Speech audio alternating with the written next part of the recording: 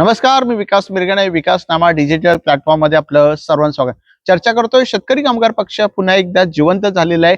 आमदारांनी जिवंत करण्याचा प्रयत्न केलेला आहे. अर्थात शेतकरी कामगार पक्षाची राजकीय ताकद जे पोशीर पंचायत समितीमध्ये होते आणि पोशीर पंचायत समितीमध्ये असलेले जोशी हे सुद्धा ज्या पद्धतीने शेतकरी कामगार पक्षामध्ये राजकीय ताकद त्यांची असल्यामुळे त्यांना मांडणारा एक मोठा वर्ग होता आणि आपल्या पोशीर पंचायत समितीचे ते सदस्य सुद्धा आहेत ग्रामपंचायतीमध्ये. त्यामुळे एक मांडणारा मोठा वर्ग जोशी परिवाराला जो आहे तो पोशीर या पंचायत समितीमध्ये आपल्याला ग्रामपंचायतीमध्ये पाहिलेला आहे. त्यामुळे हा तरुण अनिल जोशी MBA झालेला हा तरुण आहे. त्यांनी अखेर जे आहेत आपल्या परिवारातील रेश्मा जोशी एकूण मतं जे आहेत 5,857 म्हणजे 974 मतांनी विजय झालेला आहे. तर पोशीर इथे जे आहे ते पंचायत समितीला एक सीट जी आहे शेतकरी कामगार पक्षाला मिळाली. शेतकरी कामगार पक्ष कर्जत शहरातून हद्दीपार झाला होता, कर्जत मतदारसंघातून हद्दीपार झाला होता. मात्र अखेर आमदार महेंद्र थोरवेंनी शेतकरी कामगार पक्षाला ज्या काही सीट 2 ते 3 दिल्या होत्या त्यापैकी ही एक सीट जी आहे ती मिळालेली आपल्याला दिसून येते. त्यामुळे कर्जतच्या राजकारणामध्ये शेतकरी कामगार पक्ष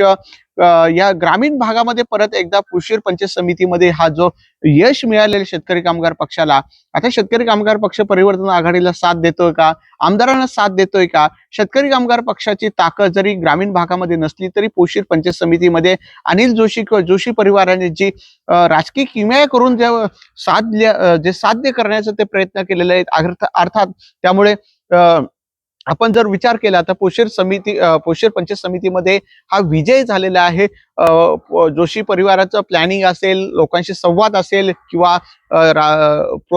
आपल्या ज्या पद्धतीने प्रचार केलेला आहे त्या सगळे मुद्दे त्यांनी विकासाचे असतील किंवा गाव पातळीवर जाण्याचा प्रयत्न असेल, ग्रामपंचायतीच्या माध्यमातून केलेले विकास कामं असतील, हे सगळं पोहोचवण्याचं काम जे आहे ते त्यांनी केलेलं आहे जोशी परिवार आहे. आणि अखेर शेतकरी कामगार पक्षाला जो आहे तो यश मिळालेला आहे. त्यामुळे रेश्मा जोशी यांचा विजय जो आहे तो सुद्धा 974 मतांनी हा सुद्धा खूप मोठा विजय झालेला आहे. त्यामुळे शेतकरी कामगार पक्षाची आगामी काळामध्ये ताकद वाढली. त्यामुळे शेतकरी कामगार पक्षाचं अस्तित्व पुन्हा एकदा याच पंचायत समितीतून पुन्हा एकदा सिद्ध करावं लागणार आहे. कारण येणाऱ्या निवडणुका येणाऱ्या ज्या पुढच्या वर्षी येतील ज्यावेळेला 5 वर्षानंतर त्यावेळेला किंवा आता येणाऱ्या ग्रामपंचायत असतील, त्यामुळे एक पुन्हा एकदा शेतकरी कामगार पक्षाला एक आपलं कुठंतरी एक झाड, एक वृक्ष, एक माणूस, एक कुटुंब हे आहे हे पुन्हा एकदा याच जोशी परिवाराने दाखवून दिलेलं आहे. त्यामुळे शेतकरी कामगार पक्ष हा कुठेतरी जिवंत झाला असं म्हणायला काय हरकत नाहीये. म्हणणारे संपला शेतकरी कामगार पक्ष, मात्र एक सीट आणून शेतकरी कामगार पक्ष जिवंत झालेला आहे.